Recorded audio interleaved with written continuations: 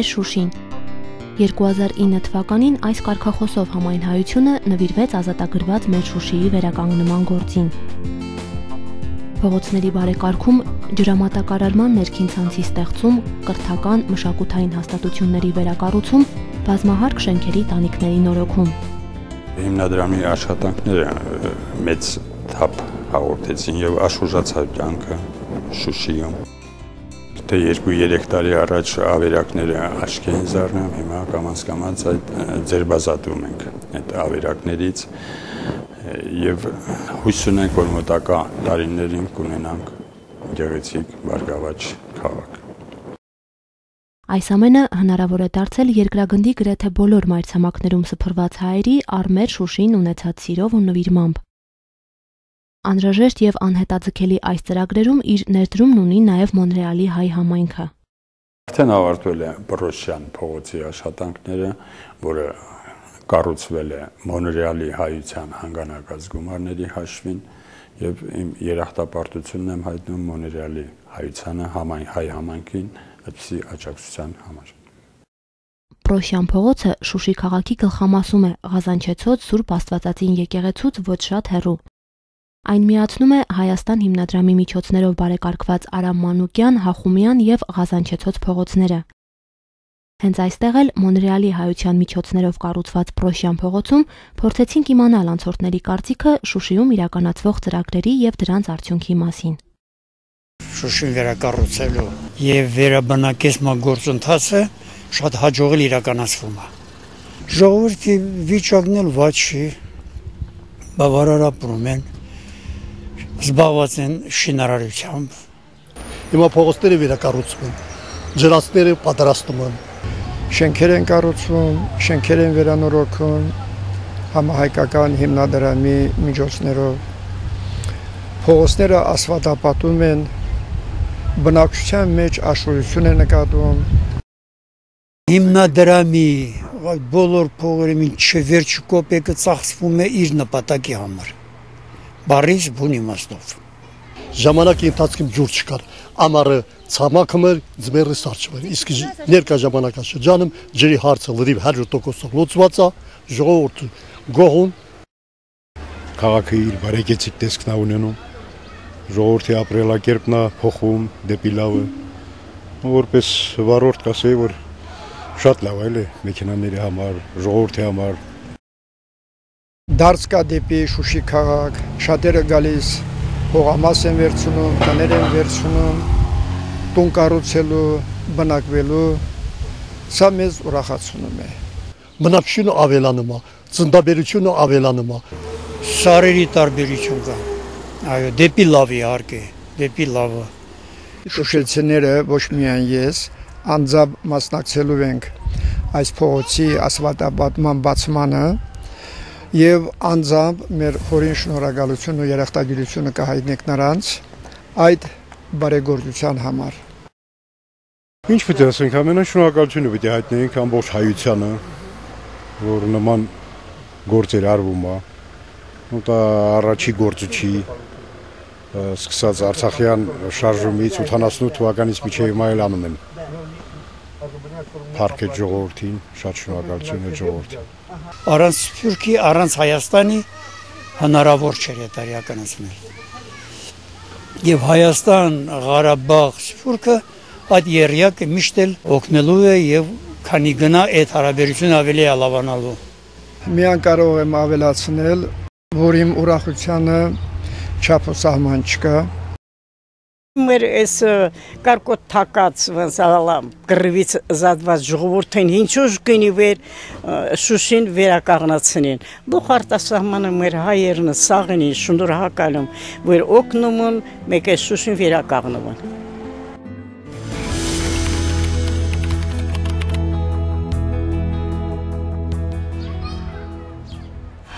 Մենք ապրում ենք երեքով։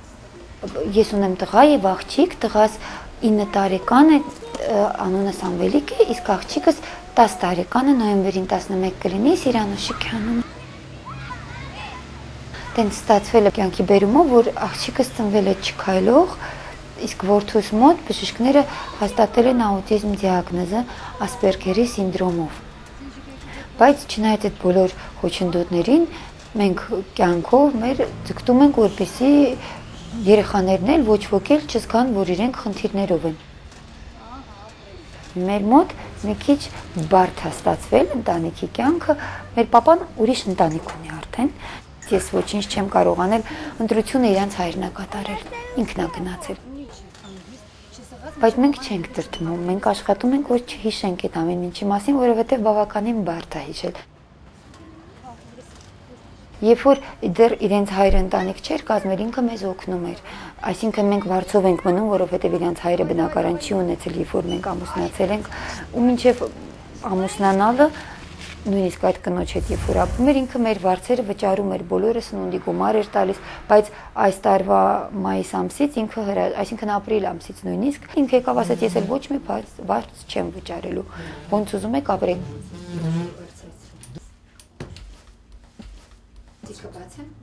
Ես ուսուցչուհի եմ մասնագիտությամբ հայերենի, ռուսերենի, անգլերենի ու մինչև երեխաների դպրոց գնալը ես մասնավոր դպրոցում էի նույնիսկ աշխատում, մանկավարժական մեծ պրակտիկա ունեմ, աշխատել եմ դեռ համալսարանի 4-րդ կուրսից, աշխատել եմ մանկատանը ու տանն էլ աշակերտներ էի պահում, շատ հարմար էր։ Բայց երբ որ երեխաները գնացին դպրոց, ստացվեց նենց, որ ես պիտի ներկա լինեի դպրոցում, որովհետև աղջիկաս պետք էր դասարանից դասարան, հետո երեխան չպիտի նստած մնա, դասամիջոցին պետք է իրան բարձրացնել, ինքը քայլի իր դասընկերների հետ խաղա, իրանք վազվզում են, խաղերին են մասնակցում։ Այս 10-րդը գտնվում է մի հատ գրպանիկների մեջ։ Սամվելիկը ձեռքի շնորհք ունի շատ լավ, կավագործություն, արվեստ, նկարչություն, ձեռքի գործ, օրիգամի եւ այդ ամեն ինչով ինքը սկսեց, մենք դիմեցինք որ բուժման մեթոդ որպես, բայց հետո հասկացանք, որ Սամվելիկը շնորհք ունի այդ ուղղությամբ, ինքը շատ լավ նկարում է, շատ լավ մտքեր արտահայտում է նկարի միջոցով։ Սամվելը շատ ուշ է սկսել խոսել, 6.5 տարեկան էր, որ նոր ինչ-որ առանձին բառեր էր ասում, դրա համար ուշ գնաց դպրոցի դեպ, ու գնաց դպրոց արդեն իմանալով կարդալ, գրել հայերեն, ռուսերեն, անգլերեն։ Այդ արտ-թերապիայի կենտրոնում ինքը նույնիսկ բեմադրություններ է դնում, տիկնիկների հետ իրանց լեզուներով խոսում են, իրանք քույրիկի հետ էլ մեկ-մեկ բեմադրություն են անում, բեմականացում, սեղանի տակ մտնում են ու սեղանից սկսում են ինձ բեմադրություններ ցույց տալ։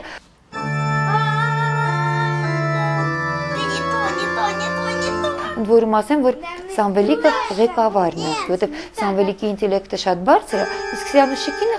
հասարակ երեխա է ինքը, ու ստացվում է, որ այդ մինուսը ու պլյուսը Սամվելիկի ու Սիրանուշիկի իրար շատ լավ համապատասխանում են, Սամվելիկը սիրում է ղեկավարել, ասել, իսկ Սիրանուշը սիրում է կրկնել, ու դրա համար շատ լավ միաձուլում է ստացվում, իրանք իրար հետ ամեն ինչը անում են։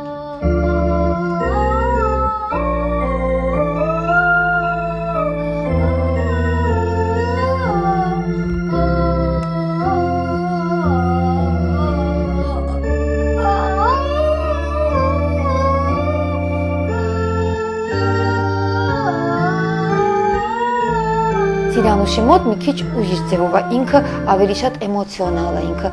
չեմ կարող ասել նույն գիտելիքները մաթեմատիկայում եւ այլն, բայց օրինակ երաժշտության մեջ մենք ուսուցիչն էլ շատ խորհուրդ է տալիս, որ մենք հենց այդ ուղղությամբ իրան ձգտենք տանենք առաջ, որովհետեւ ինքը բավականին շուտ հիշում է մեծ ծավալով նոտաներ ու առանց նոտաների, եթե նկատեցիք, ինքը նոտաները մի անգամ նայում է ու հետո էլ գրքին չի նայում։ Ինքը արդեն ինքնուրույն նվագում է։ Շատ լավ հնարավորություններ ունի նկարչության մեջ Սիրանուշը, գույները շատ վառ գույներ է ընտրում, միանգամից են դեղինը, օրանժը, իր բոլոր ներկերի տուփերի մեջ օրանժը, դեղինը ամենաառաջինն են ավարտվում։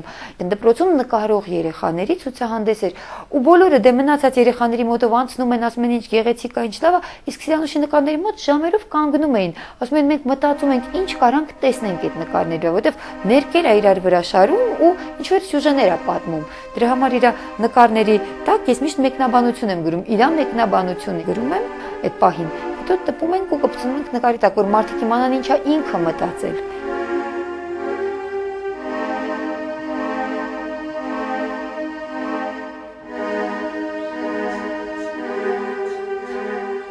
Երբ որ ես ստանում էի դաշնամուրի, իրանք դեմ էին, որովհետև այդ ժամանակ դե մենք գործիք չունենք, այդ ժամանակ ես տանում էի ուսուցչուհին պարապում էր, իրանք էլ ասում էին, ինչ ես քաշ տալիս երեխային ստեղ ընդեղ, իրանք այն կարծիք են, որ երեխան մենակ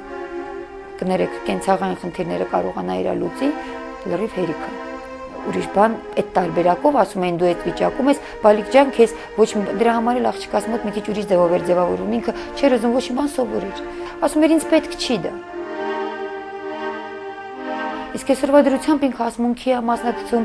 նկարչության մրցույթներ են կանցնում, բոլոր տեղերը ես իրան տանում եմ, որ հորը ասում էի տաքսի գումար լիներ տանե, ինքը ասում է մի տար, քեզ ով է խնդրում տանես։ Ու ես իրան սկզբից ձեռքերի վրա էի տանում, հետո հայրը տեսա, որ մեկը տանելու եմ, ու ժողովուրդը նայում են, ինքը աշխատանքի գնում գալիս է տաքսիով, քաղաքում ամենտեղ տաքսիով է տեղափոխվում, իսկ ես երեխային ձեռքերի վրա ու ինքը սկսեց տաքսիի գումար տալ, ես Սիանուշ ինչուի քոլեջն է գերազանցությամբ ավարտել, հետո նոր գնացինք դպրոց։ Ու սնունդի հետ ինչ կապված է, եկեղեցուց Տեր Դանիելը զանգահարում է մի ամիս 2-3 ամիսը մեկ ասում եմ Մերի ջանարի ես քեզ մի քիչ փող ունեմ տալու երեխեքին որ կարողանաս յոլա տանես ես ուզում եմ ասեմ այդ մարդկանց ովքեր մեզ օգնել են որովհետև օգնել են ոչ թե գործարարներ ոչ թե բիզնեսմեններ այլ հասարակ մարդիկ ես սկսեցի նամակներ գրել բոլոր տեղերը գրել եմ նամակներ սկսած մեր նախագահից մինչև հիմնադրամներ եմ գրել նամակ Հայաստան համահայկական հիմնադրամել բոլորին, բոլոր գործարարներին շատերը ասում էին դուք ինչի նպաստ չեք ստանում իմ հայրը ունի Զապարոժից մեքենա որի պատճառով մեզ Փարոսը նպաստ չի տալիս ինձ ասում էին դուրս արի ծնողներիդ մոտից գրանցումից այդ ժամանակ քեզ ինչ որտեղ կտանք ինչ որ մի նպաստ կտանք բայց ես դուրս կամ ես մնամ օթում երկու երեխայով ես Հայաստանում ոչ միտեղ գրանցում չունենամ դա սխալ տարբերակ է երկրում ապրելու համար մի շաբաթից մենք տեղափոխվում ենք դպրոցի մոտ ապրելու էլի վարձով ու էլի փառք Աստծո որ Հայաստան հիմնադրամը գտել է դոնոր շատ բարի մարդ այդ մարդը մեր բնակարանի վարձը վճարում այդ շատ մեծ օգնություն էր որովհետև ես ասում եմ ուր ասես դիմել էինք դպրոցը գումար էր հավաքել առաջին ամսվա համար Արաբկիր համայնքի Թաղապետ եկավ մեր դպրոց հանդիպման ամբողջ դպրոցի ծնողների հետ ու բոլոր ծնողները կանգնեցին ու ասեցին մեզ կարող եք չօգնել բայց այս ընտանիքին փորձեք ինչ որ բանով օգնելու ինքը մենք իր համայնքի բնակիչ չենք այստեղ գրանցված չենք բայց ինքը 60000 տվեց ու վրան էլ Սուրբ Հովանես եկեղեցու քահանա Տեր Դանիելը 30000 ավելացրեց ես այդ ամսվա վարձը տվեցի իսկ մյուս ամսվանից արդեն հիմնադրամը Հայաստան համահայկական հիմնադրամը զանգահարեց պարոն Վարդանյանը ասեց որ մեր մոտ կա մի լավ մարդ նստած այստեղ ուզում է ձեր ընտանիքին օգնած լինի բայ ես ոնց էի բղավում երջանկությունից այդ մարդու հետ որ խոսում էի ինքը ասում էր ես իմանայի որ դուք այսքան կուրախանաք ասում էր բոլորս հայ ենք բայց Հայաստանի մեջ ապրելով ես այդքան մեր հայերի դիմեցի ու ինքը տենց այդ մարդը օտար երկրից արձագանքեց փառք Աստծուն Աստված իրան շատ օրհնի